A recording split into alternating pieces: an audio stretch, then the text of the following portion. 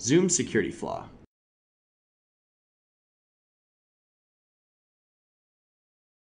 Zoom Video Communications was discovered to have a major security flaw in how their video messaging worked on Apple Mac computers. Security researcher Jonathan Leitcha discovered that Zoom's ease of use was not without issue. A vulnerability resulted in two malicious outcomes. One, it would allow any website to force a user to join a Zoom call with their video camera activated without their permission. And two, it would allow any web page to perform a denial of service against a Mac by repeatedly joining a user to an invalid call.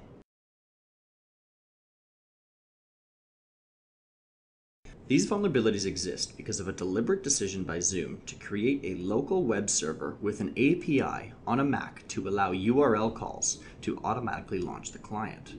This was designed to reduce friction experienced by an end user when launching a meeting. So, when you click a Zoom link in a browser, the software automatically opens and turns on your microphone and webcam, depending on your settings. Without this option in Safari 12, users would have to acknowledge Zoom's launch and provide access to the webcam every time. To streamline the user experience, Zoom on Macs using Safari 12 created a local web server to avoid this extra approval step. Zoom stated that this is a legitimate solution to a poor user experience problem. This user approval does exist in Windows, but there is an option to check a box and dismiss all future prompts and remember the user's preferences.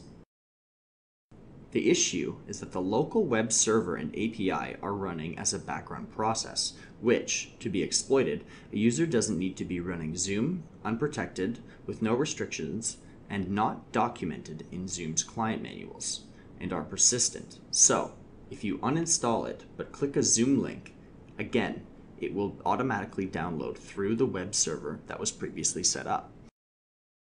Leitcha felt having a local application that created a local web server with an API that would also reinstall the Zoom application if it was uninstalled incredibly sketchy.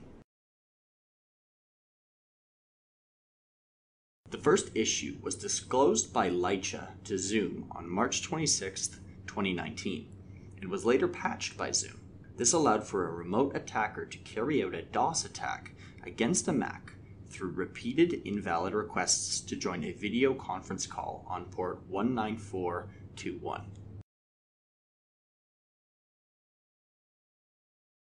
The other vulnerability that was disclosed by Leitcha on March 26, 2019, but was not patched, allowed attackers to force a user to join a video conference call with their webcam turned on. This vulnerability existed because Zoom creates a local web server on the Mac itself, and any website can interact with that web server over port 19421 or 19424. Deleting Zoom itself would not remove the web server and requires a configuration setting change to disable automatic webcam use and or killing and deleting the web server, which is different than deleting the Zoom client.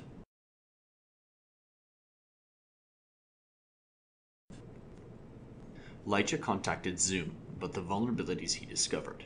He provided Zoom with 90 days to remediate and patch before going public with the vulnerability. Leitcha also provided fixes that he had created. Zoom confirms the vulnerability. First meeting on how to patch. After working with Leitcha, Zoom releases a partial fix, but Leitcha was then able to bypass this fix. Leitcha publicly disclosed the vulnerability in a Medium post. Zoom issued an update to the Mac app.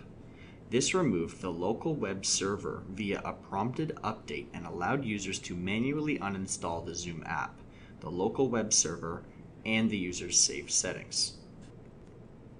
Apple issued an update to remove all Zoom web servers from their Macs. The update did not require any user interaction. Zoom issued a patch that allows first-time Zoom users who select "Always turn off my video" to have this preference saved. Returning users can also save this setting as well.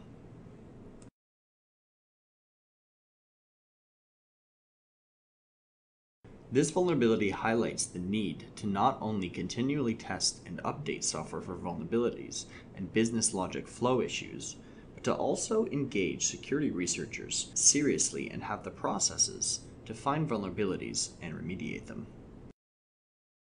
Zoom acknowledged that in engaging this researcher over the past 90 days, we misjudged the situation and did not respond quickly enough, and that's on us. Zoom is now going live with a bug bounty program to supplement a private bug bounty program.